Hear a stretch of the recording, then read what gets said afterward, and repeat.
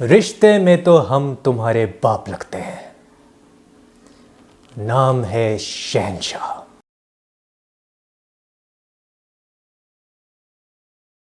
दोस्तों, मेहरबानों, कदरदानों, क्या हाल है?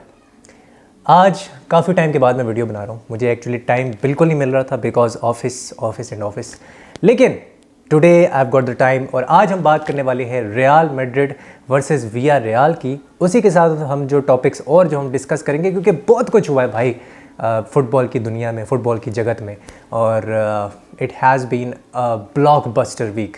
इसमें तो कोई शक ही नहीं है जो मैंने अभी तक देखा। साथ में मेसी वर्सेस रोनाल्डो का मैच हुआ और अल रियाद का मैच था पीएसजी के साथ। इट वाज अ फ्रेंडली और 5-4 PSG one that game. Obviously हम सबको पता है रामोस ने गोल मारा, मार्क्विनोस ने गोल मारा and Messi scored in that game. फिर हमने टालिस्का का गोल देखा रियाद की तरफ से, एंड एकिटिके ने जो 5-3 किया था वो भी बहुत ज़बरदस्त गोल था। और it was a blockbuster game. Ronaldo obviously scored a brace and penalty मारी रोनाल्डो ने, और एक उसने वो सर्जियो रामोस से लोग कह रहे हैं कि टच होके उसने वापस बॉल दे दी रोनाल्डो को। सर्जियो रामोस की असिस्ट थी तो लोग ये भी कह रहे हैं। But I thought it was a great game. 5-4 it finished and एक ऐसी लेगेसी का हमने एक ख़ात्मा होते हुए देखा, हमने ऐसी एक राइवलरी का एंड होते हुए देखा जो कि हम एक्सपेक्ट नहीं कर रहे थे कि ये एंड इतनी जल्दी आ जाएगा। लेकिन it has come to an end. And Messi Ronaldo की वो जो राइवलरी थी, हम सब जानते हैं कि हमने आखिरी बार इन दोनों को फुटबॉल पिच पे एक दूसरे से खेलते हुए देखा है। रोनाल्डो से मुझे फीलिंग आई वो जो टचेस थे उसके, और एक उसने वो जो चॉप किया था बहुत ही खूबसूरत सा लेफ़्ट फुट के साथ, मुझे फ़ील हुआ कि he still has it in him. And Cristiano, you never know, he might be back in Europe one day. दिल तो यही चाहता है कि वो वापस आ जाए और मेसी रोनाल्डो फिर से एक दूसरे से मुकाबला करें, लेकिन ये होने नहीं वाला। One of the greatest Bollywood actors of all time Amitabh Bachchan जो थे वो भी मौजूद थे, एंड ही शोक his hand with Cristiano Ronaldo, उनसे मिले भी वो। एंड मुझे ऐसा लगता है कि बॉलीवुड के सबसे वर्सेटाइल एक्टर जो हैं वो अमिताभ बच्चन साहब हैं। कुछ लोग आर्ग्यू करेंगे कि शायद दिलीप कुमार है, शायद शाहरुख खान है। मेरे लिए सबसे वर्सेटाइल एक्टर और जिसने इतनी लंबी लॉन्जेविटी दिखाई है अपने करियर के साथ इन टर्म्स ऑफ एक्टिंग, वो मुझे लगता है अमिताभ बच्चन ही है, जो कि अपने आप को एक सेकंड इनिंग्स में भी उन्होंने ढाला है। मैं बाय द वे मूवी का रिव्यू भी करता हूँ, तो link is in the description below.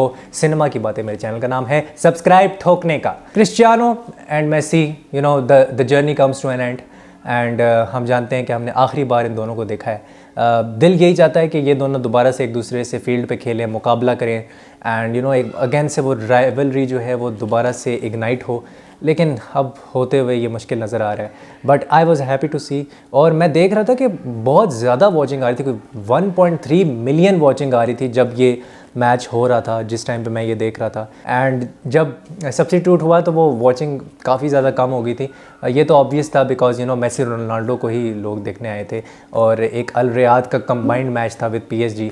So yeah it was a fantastic game. एक रेड कार्ड भी हुआ, बर्नार्ड को रेड कार्ड मिल गया जो लेफ्ट बैक है पीएसजी का, ही also got that red card. उसके बाद ये हुआ कि थोड़ा सा गेम जो थी वो इवन स्टीवन्स हो गई, क्योंकि हम सब जानते हैं कि क्वालिटी में पीएसजी बहुत आगे थी in terms of quality on the pitch.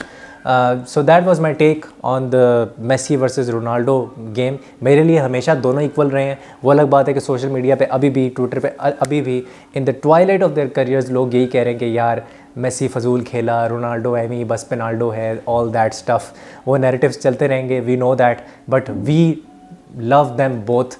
लेकिन मैं एक बात ज़रूर करना चाहूँगा, I love Amitabh Bachchan more than Cristiano. देखा आपने लापरवाही का नतीजा है। एनीवेज, आगे बढ़ते हैं। आई थॉट रियल मैड्रिड और जो विया रियल का गेम हुआ उस पर मैं आने वाला हूँ, and it was a fantastic come back. ये तो सभी कह रहे हैं, सभी जानते हैं ये बात।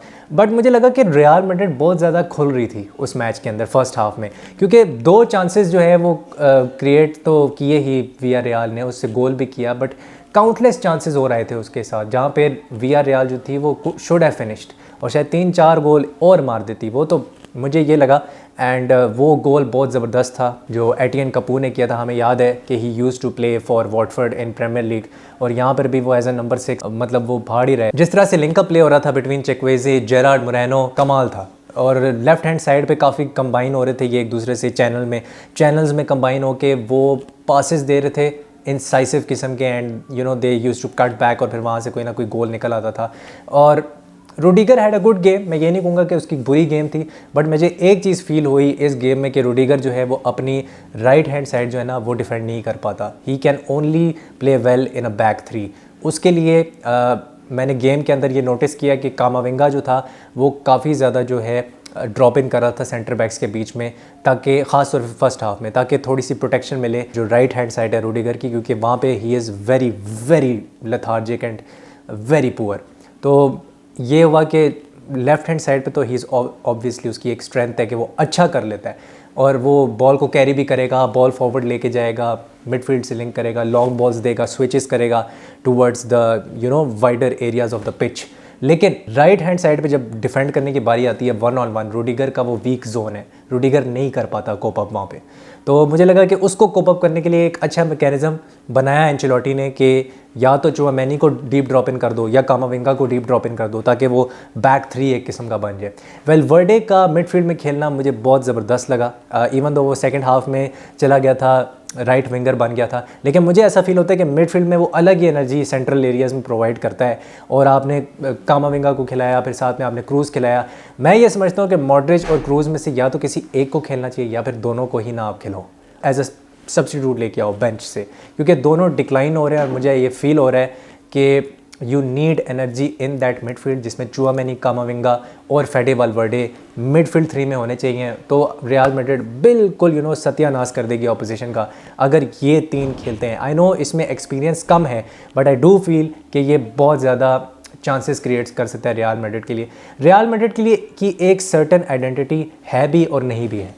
अगर आप 2002 से लेके अब तक देखो, गैलेक्टिकोस के एरा से लेके अभी तक देखो, उनकी एक ये ज़रूर रही है जो प्रिंसिपल उनका फ़ुटबॉल खेलने का रहा है, प्रिंसिपल और आइडियोलॉजी में फ़र्क होता है। आई थिंक प्रिंसिपल उनका ये है कि वो मिड ब्लॉक खेल के काउंटर पे और फास्ट ट्रांजिशंस में मारने की कोशिश करते हैं, लेकिन मुझे लगता है उनके पास डिफरेंट तरीके हैं मैच को जीतने की। वो प्रेस करके भी मैच जीत सकते हैं, वो काउंटर प्रेस करके भी मैच जीत सकते हैं, एंड वो काउंटर अटैक करके फास्ट ट्रांजिशंस करके भी मैच जीत सकते हैं, लॉन्ग बॉल खेल के मैच जीत सकते हैं। They have all sorts of ways to win games, और उनके लिए पर्सनल मैटर नहीं करता। कभी एडर मिलिटाओ राइट बैक खेल रहा होगा, कभी एडर मिलिटाओ सेंटर बैक खेल रहा होगा, और कभी फेडे वालवर्डे जो है वो राइट विंग खेल रहा होगा, कभी वो डबल पिवट में आके खेल रहा होगा। The personal don't matter for them. तो मुझे ये फील होता है कि Real Madrid just need to score more goals, they need to create enough chances to win games, और वो मैच जीत जाएंगे। That is why they are mentality monsters. इसमें कोई शक नहीं है कि यूरोप में अगर कोई मेंटालिटी मॉन्स्टर है तो वो ये है। और किसी टीम ने अगर वियारियल के खिलाफ कम बैक करना था कि सेटियन की साइड के अगेंस्ट, तो वो रियल मैड्रिड ही होनी थी। तो ये मेरा इस पर टेक था, और आई डू फील कि जिस तरह से विनीशियस जूनियर कट इन कर रहा था, डायगोनल रन्स निकाल रहा था, इनसाइड आ रहा था चैनल में, बेंजेमा डीप ड्रॉप इन कर रहा था, and Rodrigo we all know उसकी भी टेंडेंसी है कि he does come into central areas और वो भी ड्रिफ्ट करने की कोशिश करता है। कभी कभी वो लेफ्ट साइड पे चला जाता है, विनीशियस राइट साइड पे चला जाता है। तो वही मैंने बात की कि पोजीशन मैटर करती ही नहीं है इन लोगों के लिए, इनके लिए पर्सनल मैटर नहीं करते, सिस्टम मेंटेन रहना चाहिए, दैट्स इट। और टू सम एक्सटेंट बार्सिलोना भी जब टिकी टाका खेलती है, या बार्सिलोना भी जब हाई पासिंग और हाई टेम्पो वाली गेम खेलती है, तो वो भी उनके लिए भी पर्सनल मैटर नहीं करते, उनके लिए सिस्टम मैटर करता है कि अगर विंग्स पे स्ट्रेच किया हुआ है आपने, तो आपके पर्सनल जो हैं वो चेंज हो सकते हैं, लेकिन वो बंदा वहाँ पे खड़ा रहना चाहिए एट ऑल टाइम्स विंग्स के ऊपर। ये जावी हमेशा कहता है। एंड एंचेलोटी ने अपनी भाई आईब्रो रेज की दोबारा से, he made brilliant tactical substitutions. Danny सबायोस को लेके आया, वो डैनी सबायोस ने आके गेम चेंज कर दी। उसने असिस्ट भी की, गोल भी निकाला, विनर उसी ने मारा था, डैनी सबायोस ने। और बहुत ही सिल्की और प्यारा प्लेयर है, पहले आर्सेनल के लिए भी खेलता रहा है, he used to play for Arsenal in the Arsene Wenger days. तो yeah it was a great game and well done to Real Madrid. They are now through to the quarter finals of Copa del Rey. अब हम जी आगे बढ़ते हैं और मैं बात करने वाला हूँ एक बहुत इंपॉर्टेंट गेम के बारे में, जो कि थी कोपा इटालिया। जी हाँ, सुपर कोपा इटालिया मैच हुआ था, सुपर कप हुआ था इटली का। Inter Milan versus AC Milan. AC Milan भाई क्या कर रहे हो यार तुम लोग मेरी फेवरेट टीम रह चुके हो सीरिया आ में। अभी पिछले साल तुम लोग टाइटल जीते हो, you are defending champions of Serie A. What are you doing? Tonali Bennacer, बिल्कुल कॉम्बिनेशन समझ नहीं आ रहा भाई उनका कि वो मिडफील्ड के डबल पिवट में क्या कर रहे होते हैं। कभी कोई कम्युनिकेशन नहीं है, कोई समझ नहीं है कि भाई अगर एक मिडफील्डर ने पीछे ड्रॉप किया हुआ है, तो वो जो दूसरा बॉक्स टू बॉक्स मिडफील्डर है उसने आगे जाके ब्राहीम डियाज की हेल्प करनी है। ब्राहीम डियाज के पास ना कोई सर्विस आ रही है, ना ब्राहीम डियाज खुद कुछ कर पा रहा है जब भी उसके पास बॉल आती है। अनफॉर्चुनेटली लास्ट ईयर उसकी फिर भी थोड़ी बेहतर लग रही थी फॉर्म में, इस ईयर तो बिल्कुल वो डाउन हो चुका है। और कलूलू उसकी फॉर्म गिर गई है, उसको पता नहीं क्या हो गया, मुझे उसकी समझ नहीं आ रही। Then Tomori, he is not the same Tomori जो कि लास्ट ईयर हमने देखा था एसी मिलान के लिए, ये वो टोमोरी तो है ही नहीं। और केयर के साथ उसका कोई लैक ऑफ कम्युनिकेशन, बिल्कुल चीर फाड़ रही थी इंटर मिलान उनको। उनका वो दो स्ट्राइकर खेल रहे थे, जैको और लोतारो मार्टिनेज, वो 3-5-2 के साथ खेल रहे थे। सिमियोनी इंजागी ने उनको खिलाया हुआ था 3-5-2 में, जिसमें चाल्हानोग्लू भी था और मिख्तारियन भी था। जो डिसओरिएंटेड किस्म की पोजीशनिंग थी between the midfield of AC Milan, वो मुझे समझ नहीं आई। वो प्रेस कर ही नहीं पा रहे थे क्योंकि उनको हर फ्लैंक से रोका जा रहा था, हर चैनल में उनको रोका जा रहा था। वो 3-5-2 ऐसा बैंक था, इतना टाइट स्पेस्ड बैंक बनाया हुआ था उन्होंने, लो मिड ब्लॉक खेल के, और वो काउंटर पे मारी थी इंटर मिलान उनको। और जैको का जो गोल था भाई, जो सेकंड चॉइस कीपर है तसारू आई थिंक उसका नाम है, एंड वो क्यों नहीं सेव कर पाया मुझे वो समझ नहीं आई। इतना कोई खास फिनिश भी नहीं था वो जैको की तरफ से। Yes it was a good finish, but इतना कोई वर्ल्ड क्लास भी नहीं था कि आप उसको रोक नहीं सकते। आई थिंक माइक मैग्नान होता एसी मिलान के लिए तो वो इस शॉट को रोक लेता अगर वो वहाँ पे होता, लेकिन वो नहीं खेल रहा था, उसको वो इंजर हुआ है तो उसका भी प्रॉब्लम चल रहा है। सो कैलाब्रिया राइट बैक पे absolutely shambolic, absolutely disasters performance from him, क्योंकि वही बात है कि बाईपास हो रहे थे बार बार। बाईपास तोनाली और कैलाब्रिया की साइड से जो उनका राइट फ्लैंक था एसी मिलान का, वहाँ से बाईपास कर रहा था अपने जो इंटर मिलान के प्लेयर्स हैं।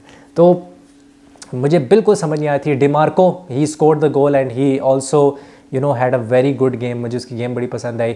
बेस्टोनी बहुत अच्छा खेला, स्क्रीनियर बहुत अच्छा खेला, these two had a great game. मतलब ऐसे लग रहा था कि रॉक हैं, दो चट्टानें हैं जो कि डिफेंस के अंदर खड़ी हुई हैं इंटर मिलान के लिए। I expect Inter Milan to do really well in Champions League as well.